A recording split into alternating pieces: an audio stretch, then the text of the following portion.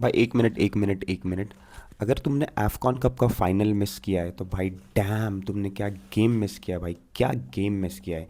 क्योंकि इस गेम के 90 प्लस एडेड मिनट्स में जो रंडी रोना हुआ है, मतलब मैंने इस तरीके का बिहेवियर कभी नहीं देखा। आई मीन तुमने लास्ट टाइम कब सुना था कि एक टीम के सारे प्लेयर्स जस्ट बिकॉज एक डिसीजन उनके फेवर में नहीं गया वो पिच छोड़ कर जा रहे हैं। हाँ भाई आपने सही सुना, वो पिच छोड़ कर जा रहे थे, वो पिच छोड़ कर जा चुके थे, आधे से ज़्यादा प्लेयर्स टनल में जा चुके थे।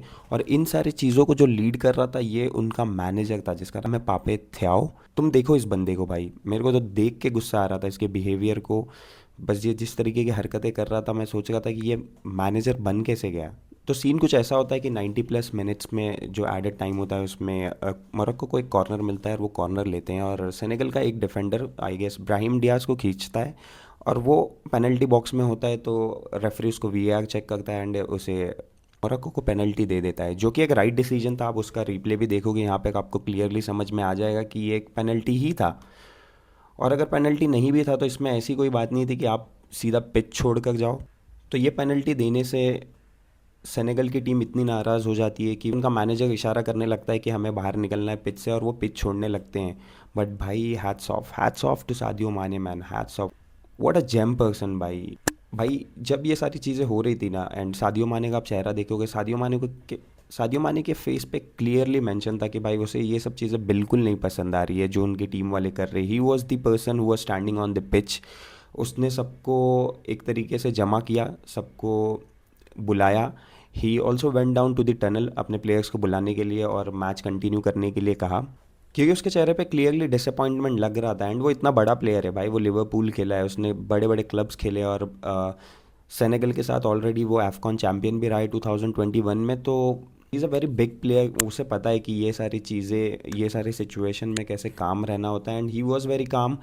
एंड आई थिंक उसने ये भी सोचा होगा कि अगर हम वॉकआउट कर लेते हैं तो मे बी सैंक्शन भी मिल सकता है या फाइन्स में बैठ सकती है, पेनल्टीज़ मिल सकती है, जो कि बहुत ही अच्छा डिसीजन था सादियो माने का। And eventually they won. But बात करते हैं यार ब्राहिम डियाज की। यार Brahim Diaz, I mean AFCON cup का फाइनल है और स्कोर 0-0 है। आपके कंधों के ऊपर 50 साल में पहला एफकॉन कप जिताने का लोड है एंड तुम एक पने का मारना चूज़ करते हो, वो भी मंडी के सामने जो एक चैम्पियंस लीग विनर है। नॉट एन ऑर्डिनरी कीपर, वो बहुत ही स्मार्ट कीपर है और वो चैम्पियंस लीग विनर है। Just to add a fact, 2021 में उसने एग्वायरो के अगेंस्ट भी एक पने का सेव किया था और वो मैच भी चेल्सी जीता था।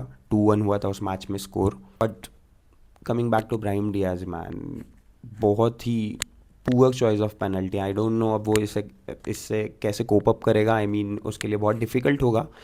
But not a good penalty man, not a good choice. You could have done anything else man, not पने का।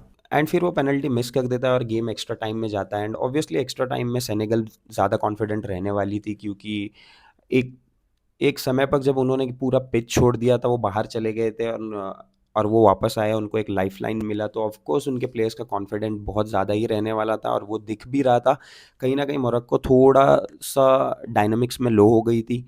एंड फिर सेनेगल को अपॉर्चुनिटी मिला, सादियो माने ने वो बैक पास किया और फिर वहाँ से गेम बिल्डअप हुआ और पापे गुआए ने बहुत ही अच्छा गोल मारा।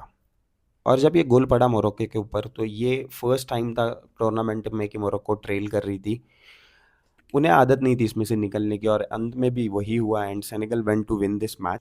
बट अगर आप दोनों भी टीम के फैन नहीं हो और बिना बायसनेस के अगर ये मैच देख रहे हो तो this final delivered man, this final was crazy. End of course ये अफ्रीकन फुटबॉल के हिस्ट्री में लिखा जाएगा। It was a good game. Bit disappointed with the behavior of Senegal's coach and their player. But congratulations to Senegal and Sadio Mane. Hats off to you, man. Thank you. Bye bye.